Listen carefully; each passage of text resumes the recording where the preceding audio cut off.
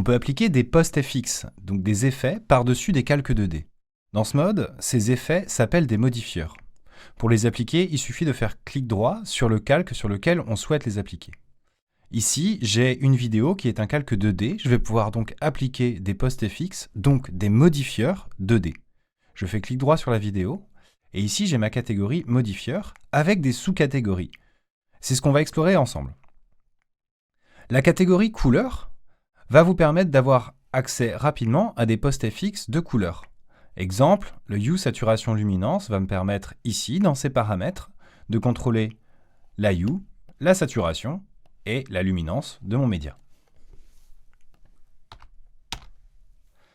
Alors, j'ai d'autres types de modifieurs de couleur. Par exemple, c'est dans cette catégorie que je vais pouvoir retrouver comment je fais une inversion de couleur.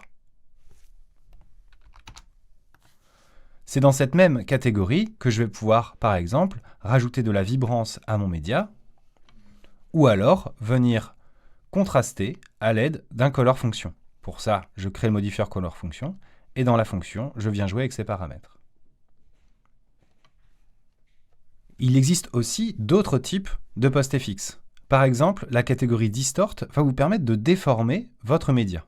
Le premier effet de cette catégorie s'appelle le 2D Transform. C'est lui qui va vous permettre de redimensionner votre média, ainsi, de le tourner.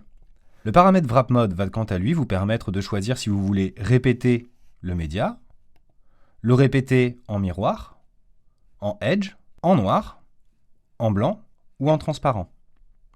C'est dans la catégorie des Distort qu'on va aussi retrouver un effet de kaléidoscope avec son centre animable et contrôlable.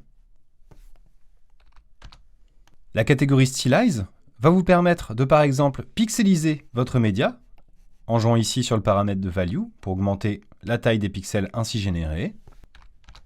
Vous allez également retrouver l'effet RGB Separate qui va vous permettre de décaler les couches RVB avec tous ces paramètres.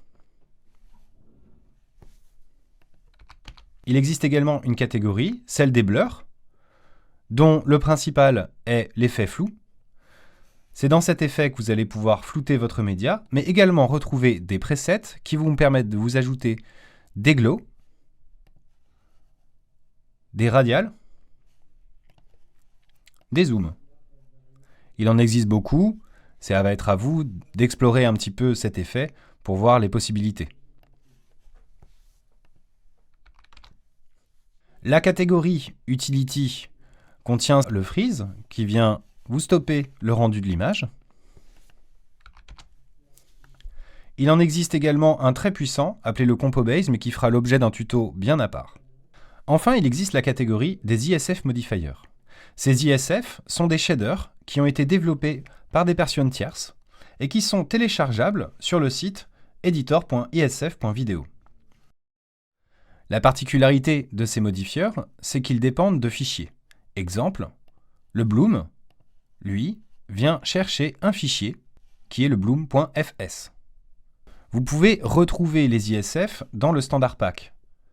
Pour cela, vous allez dans la colonne Media Task, Standard Pack, et ici, le dossier ISF contient tous les effets qui sont rajoutés au menu que vous avez ici.